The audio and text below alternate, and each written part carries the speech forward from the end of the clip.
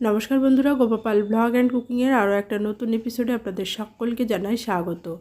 আমি শিয়ালদা স্টেশনে পৌঁছে গেছি। এখন 6টা মতো বাজে। 6টা 10-এ আমার ট্রেন ছাড়বে শিয়ালদার থেকে। কৃষ্ণনগরের উদ্দেশ্যে রওনা দেব। গত বুধবার স্কুল শেষ হওয়ার পর বিকেলের ট্রেন ধরে কলকাতায় গেছিলাম ছেলে মেয়েকে দেখতে। বৃহস্পতিবারটা ছিলাম, শুক্রবার ভোরবেলায় উঠে বাড়ির উদ্দেশ্যে রওনা দিয়েছি। ট্রেন সবেমাত্র ছেড়েছে, এখনও সেইভাবে স্পিড ট্রেনে নেয়নি। বাড়ি ফিরেই স্নান সেরে চলে যাব স্কুলে। সবেমাত্র সূর্যোদয় হয়েছে, সূর্যের আলো চারিদিকে ছড়িয়ে পড়েছে। এখন যেহেতু স্কুলে পরীক্ষা চলছে তাই 1টা নাগাদ ছুটি হয়ে গেছিলো আজ। বাড়ি ফিরেই সমস্ত জানালা দরজা খুলে দিচ্ছি। আপনাদের দাদাভাইয়ের স্কুলটা একটু দূরে, ও অনেকটা পরেই আসে, আর আমার বাড়ির কাছাকাছি স্কুল, যার কারণে আমি তাড়াতাড়ি পৌঁছে যাই। সমস্ত জানালা খুলে দিয়ে নিচে চলে যাব, কিছু বাসনপত্র ধুয়ে নেব। এই যে টিফিনগুলো দেখছেন, এই টিফিনগুলোতেই আমি খাবার এনেছিলাম। আগের দিন রাত্রিবেলায় কলকাতায় যেগুলো রান্না করেছিলাম সেখান থেকেই ভাত তরকারি এনে সকালে খেয়েছি। দুপুরে কিছু খাওয়া হয়নি এখনও। আর এই বাসনগুলো দেখছেন, এই বাসনগুলো কিন্তু আগের দিনের, মানে আমি বুধবার দিন যখন বেরিয়ে গেছিলাম বাসন ধোয়ার সময় ছিল না, বাসনগুলো জল বুলিয়ে রেখেই চলে গেছিলাম। এখন সেই বাসনগুলো কিন্তু আমি মাজছি। এটাই হচ্ছে আমার মানে শুক্রবারের ডেলি রুটিন।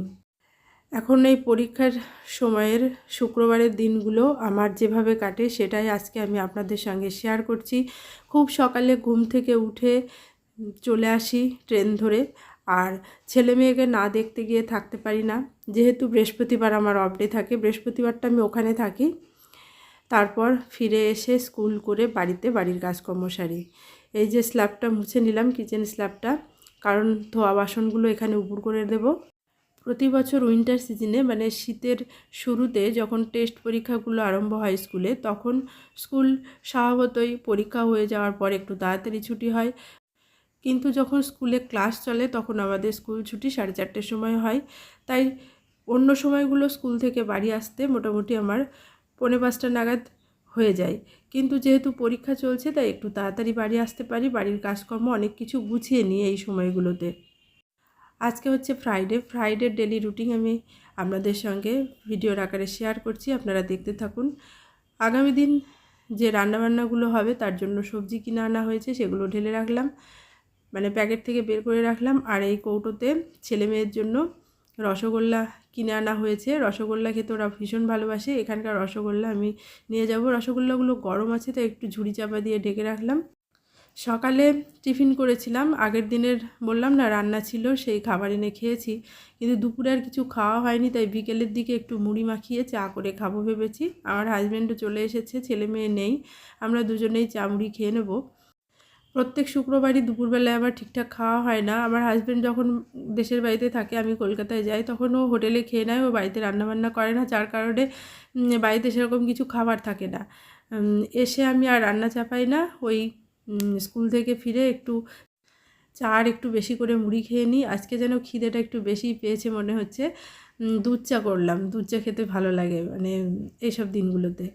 দুধ চায়ের সঙ্গে আমার পাউরুটি খেতে ভীষণ ভালো লাগে, তাই একটা পাউরুটি আনতে বলেছিলাম আমার হাজব্যান্ডকে, আর সঙ্গে একটু রসগোল্লাও রেখেছি পাউরুটি দিয়ে খাবো বলে। খাওয়া দাওয়া শেষ করে ছাদে এসেছি, গাছে জল দেব। তবে এখন মানে সন্ধ্যা হয়ে অন্ধকার হয়ে গেছে, তাই আমার হাজব্যান্ড মোবাইলের আলো ধরে আমাকে গাছে জল দিতে সাহায্য করছে। আগামী দিন মানে শনিবার, যেহেতু আবার ছেলে মেয়েকে দেখতে যাব, রবিবার আসবো না, সোমবার আসবো, গাছগুলো জল না পেলে মরে যেতে পারে। এমনি গাছগুলোর খুবই যত্নের অভাব হয়েছে। দেখুন গাছে মানে টবের ভেতরে কত আগাছা জন্মে মরেও গেছে, জলের অভাবেই গাছগুলো মরে গেছে। এটা একটা আপেল কুলের গাছ ছিল, মানে সেইভাবে যত্ন করা হয় না, আমি সবসময় থাকতে পারি না, যার কারণে গাছটা মরে গেছে। আগাছাগুলো তুলে ফেলে দিলাম, মানে এই টবটা খুব ভালো করে পরিষ্কার করে নিচ্ছি। আর এই যে নয়নতারা গাছটা উঠে গেছে, আগাছা তুলতে গিয়ে ওই টবেই আবার মানে বসিয়ে দেব। উপরের কাজ সেরে নিচে এসে ঠাকুরের নাম গান করছি।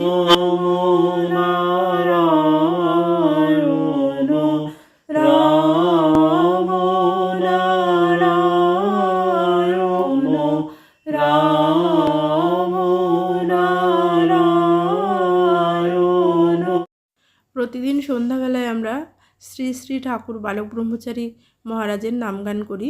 আজকেও সেটা করে নিলাম।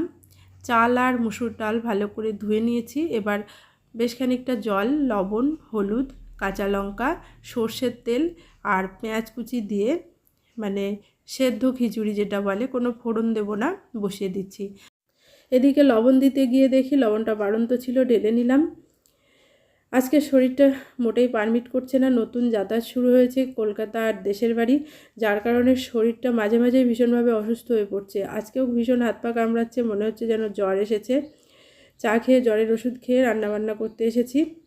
মনে হচ্ছে কি মানে জ্বরই এসেছে, গলার আওয়াজ শুনে আপনারা নিশ্চয়ই বুঝতে পারছেন। কিন্তু নিজের কাজকর্ম সেগুলো তো করতেই হবে, কে আর করবে বলুন।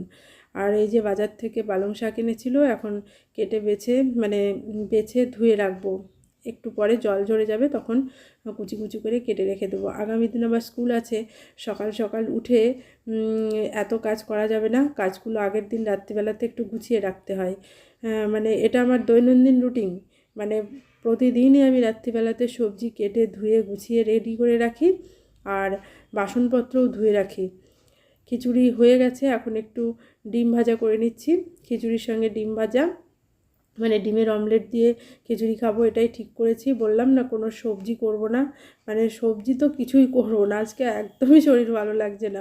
শুক্রবারের রুটিন এইরকম, হয় সেদ্ধ ভাত, নয় খিচুড়ি, ডিম ভাজা, এটাই আমরা রাত্রিবেলায় খাই। আমার হাজব্যান্ড তো বললাম যদি আমার সঙ্গে যাই তো ঠিক আছে, না যাই তো হোটেলে খাই, ও তো রান্নাবান্না করে না। আর ওদিকে ফুলকপিটা কেটে রাখলাম আগামী দিন হবে বলে। খিচুড়ি আমার হয়ে গেছে, ডিম ভাজাও হয়ে গেছে। খিচুড়ির সঙ্গে একটু আমি ঘি নিয়ে নিলাম। আমার হাজব্যান্ড ঘি খেতে পছন্দ করে না, সে খাবে না। খাওয়া দাওয়া শেষ হয়েছে, এখন এই যে 10টা মতো বাজছে।